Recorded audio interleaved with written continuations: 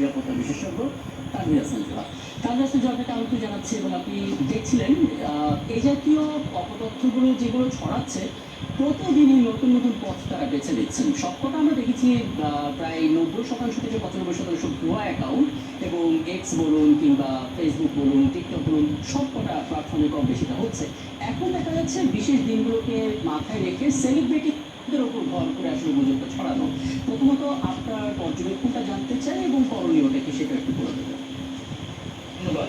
দেখুন, গুজবের ধরন এবং প্রকৃতি কিন্তু পরিবর্তিত হচ্ছে এবং সেটাকে আরো বিশ্বাসযোগ্যতা দেওয়ার জন্য নতুন মাত্রা হিসেবে এই প্রথম দেখলাম আমরা একটা মাল্টি ন্যাশনাল ব্যাংক সম্বলিত একটি একটা ব্যাংক অ্যাকাউন্টের স্টেটমেন্ট সেখানে দেখানো হলো।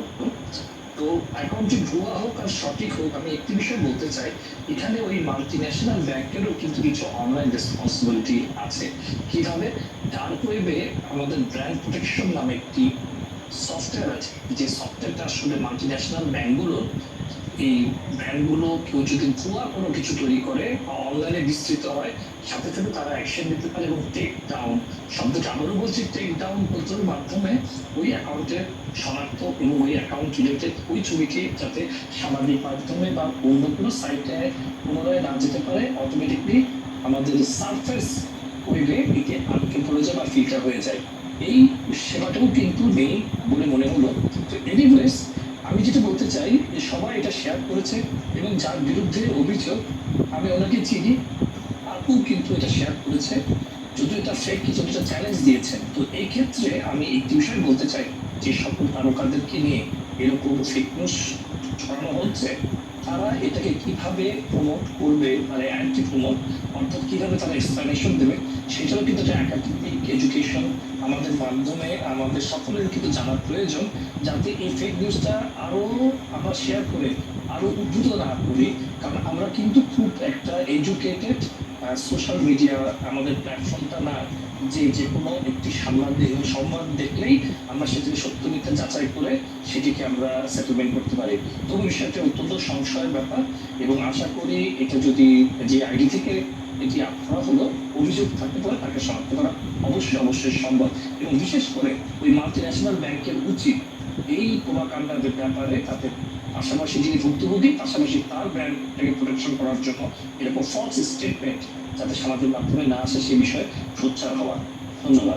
আমরা আসলে আরেকটা ছোট বিষয় জানতে চাই, মানে মাল্টিন্যাশনাল ব্যাংক আজকে হয়তো স্ট্যান্ডার্ড চার্টার্ড ব্যাংকের একটা ভুয়া টেমপ্লেটটাকে ম্যানিপুলেট করে সরিয়ে দেওয়া হলো, এরপর হয়তো অন্য কোনো প্ল্যাটফর্মে অন্য কোনো বৈজাতিক কোম্পানিগুলোকে এরকম হতে পারে, সেই হিসেবে তাদের দৃষ্টিতে এনে দেয়া এবং একই সঙ্গে স্যাটার করে হলেও যেন এটি কেউ শেয়ার না করে, এই অ্যাওয়ারনেসটি কীভাবে বিল্ড আপ করা যায়?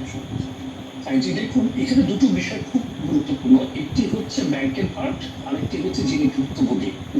কার্পোরেটের ব্র্যান্ড ফোরাম নামে যে অপশনটি আছে, তারা অটোমেটিকলি প্রতি সেকেন্ডে যে কোনো রকমের, সে ফর এক্সাম্পল স্ট্যান্ডার্ড চার্টার্ড ব্যাংকের যে ঘটনাটি, স্ট্যান্ডার্ড চার্টার্ড ব্যাংকের যে কোনো রকমের নতুন বা এডিটেড ট্যাম্পলেট, যেটা কিনা 13 ডিজিটের একটি সংখ্যার অ্যাকাউন্ট, যেটা ভুয়া, সেই ট্যাম্পলেটটি যখন সার্ফেস ওয়েবে উঠবে, অটোমেটিক ডাম্প করে মনিটরিং ব্যাংক ফোরাম থেকে 1 সেকেন্ডের মাথায়, আমি দায়িত্ব নিয়ে বলতে পারি উইদিন 2 সেকেন্ড তারা এটাকে ফিল্টার করে ফেলতে পারবে।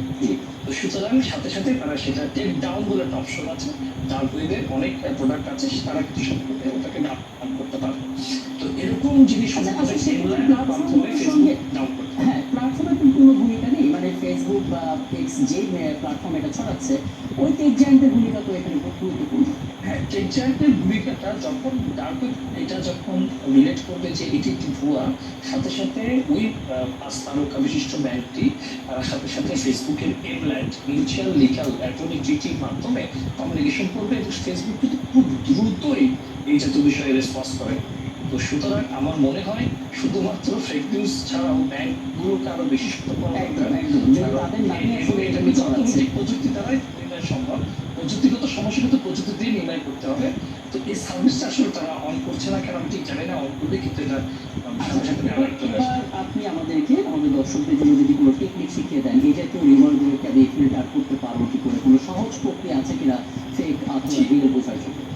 আমি একটি বিষয় খুব দায়িত্ব নিয়ে বলতে চাই, পৃথিবীতে একাধিক এআই চেকার আছে। আপনাকে একটা ব্যাংক স্টেটমেন্ট দেখলে এটা যদি এআই দিয়ে জেনারেটেড হয়ে থাকে, আপনি এআই চেকারকে দিয়ে ছবিটা একটুখানি চেক করলে করলেই আপনি শতভাগ সাথে সাথে 1 সেকেন্ডের মধ্যে নিশ্চিত হতে পারবেন এটা কতটুকু এডিট হয়েছে, কতটুকু এডিট হয়নি।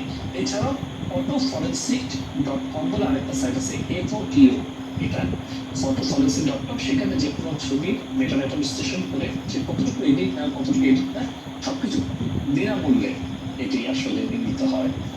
আচ্ছা, আর সবচেয়ে যদি ছোট করে একটা বিষয় একটু বলবেন, সেটা হচ্ছে আমি যখন সেই অ্যাপটা ইনস্টল করবো তখন আমার নিজস্ব কিছু ডেটা সিকিউরিটি থাকে, অর্থাৎ কী কী পারমিশন দেবো, কী কী পারমিশন দেবো না, সেই পারমিশনের জায়গাটা একটু স্পষ্ট করবেন সঙ্গে। ধন্যবাদ। আমি একটু জিনিসটা বলতে চাই, ওয়ার্ল্ড স্ট্যান্ডার্ড ইন্ডিয়া এবং এনএসআই এই স্ট্যান্ডার্ড গুলো না হলে পরে এই ওপেন সোর্স ফরেন্সিক সফটওয়্যার গুলো সার্ফেস ওয়েবে থাকতে পারবে না। সুতরাং আপনাকে কিছু সার্টেন অ্যাক্সেস তাদেরকে দিতে হবে। ওই অ্যাক্সেসের বিনিময়ে তারা আসলে কমপ্লায়েন্ট বলেই তারা আসলে গুগলের প্ল্যাটফর্মে তারা এখনো ফরেন্সিকের কাজগুলো করে যাচ্ছে। তো ধরে নিতে হবে আপনার যেটা অ্যাক্সেস নিল তারা আসলে আইটি অডিটের মাধ্যমে আলটিমেটলি তারা এগুলো বাইরে বিক্রি করবে না। যদিও nothing is free in the world একটি কথা আছে, বিনামূল্যে এতগুলো কাজ করে দেবে, তার বিনিময়ে আপনার তথ্য নিতেই পারে, তবে আপাত দৃষ্টিতে তারা হয়তো বা তাদের ব্যক্তিগত নীতি করার জন্যই আসলে তারা খুব দৃঢ়ভাবে এগুলো প্রিজার্ভ করে রাখে। এই কয়েকটি মানে বাছাইকৃত ভেরিফাইড অনেক রকমের সফটওয়্যার আমাদের সার্ভিস আছে, সেইগুলো থেকে কাজ করে ইনশাল্লাহ আপনি যে কোনো ফেক নিউজ নির্ণয় করতে পারবেন। অনেক ধন্যবাদ, অনেক ধন্যবাদ। নিশ্চয়ই এই জায়গা থেকে সামনে আমরা আরও আলোচনা করতে পারবো এবং সেই সচেতনতার জায়গাটা আমরা আসলে তৈরি করতে পারবো। অনেক ধন্যবাদ আমাদের এই সময়টা দেওয়ার জন্য। সাইবার নিরাপত্তা বিশেষজ্ঞ তানভীর হাসান জুহা আমাদের সঙ্গে ছিলেন এবং যে জাতীয় অপতথ্যগুলো ছড়াচ্ছে সেগুলো পথ বন্ধ করার কিছু সাজেশন আমরা দিচ্ছিলাম। এবং দর্শক, আপনারা আছেন ফ্যাক্ট চেক নিয়ে একাত্তরের নিয়মিত আয়োজন ফেক নিউজ স্ক্যানারে। প্রতিদিন আমরা নিবন্ধন করতে হাজির হবো ঠিক একই সময়ে একইভাবে, এবং আপনি যুক্ত হতে পারেন। যে কোনো খবর যদি আপনাকে সংশয় ফেলে সেটাকে স্ক্রিনশট আমাদেরকে মেইল করতে পারেন। মেলে দেখতে পাচ্ছেন reference.ekattr.com অথবা ফেসবুকে যোগাযোগ করতে পারেন facebook/fake news স্ক্যানার এই ঠিকানায়। আমরা সেই তথ্যের ফ্যাক্ট চেক করে আপনাদের জানাবো।